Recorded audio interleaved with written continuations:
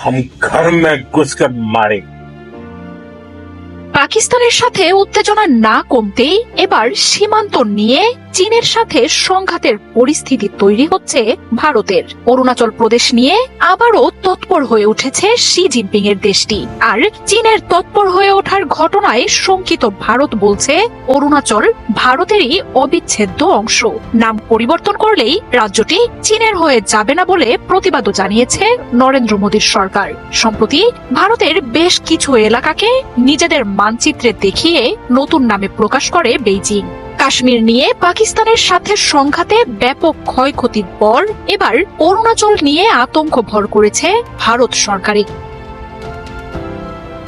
ভারতের রাজ্য অরুণাচল প্রদেশকে বহু দিন ধরেই নিজেদের অংশ বলে দাবি করে আসছে চীন।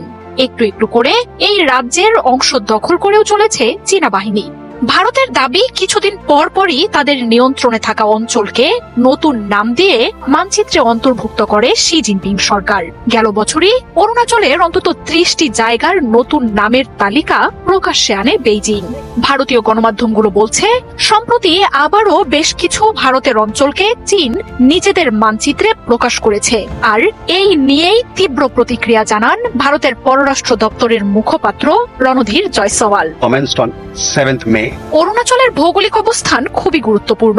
ভারতের এই রাজ্যটি তিব্বতের সঙ্গে সীমান্ত ভাগ করে। তিব্বত সহ অরুণাচলকে চীন বরাবরই নিজেদের বলে দাবি করে আসছে। সম্প্রতি অরুণাচলকে নিয়ে আঞ্চলিক বিরোধের পাশাপাশি রাজ্যটির জলসম্পদ নিয়েও উদ্বেগ বেড়েছে ভারতের। তিব্বতে ব্রহ্মপুত্র নদের মুখে চীন বিশ্বের সবচেয়ে বড় বাঁধ নির্মাণের সিদ্ধান্ত নেয়ার ঘটনায় এমনিই দিশেহারা ভারত।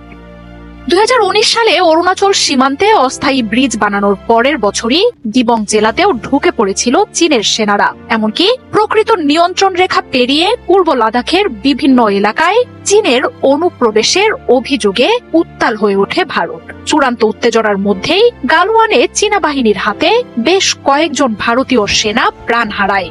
গেল বছর প্রধানমন্ত্রী নরেন্দ্র মোদী, পররাষ্ট্রমন্ত্রী এস জয়শঙ্কর, নিরাপত্তা উপদেষ্টা অজিত দোভাল দফায় দফায় বৈঠকও করেন চীনের প্রতিনিধিদের সাথে।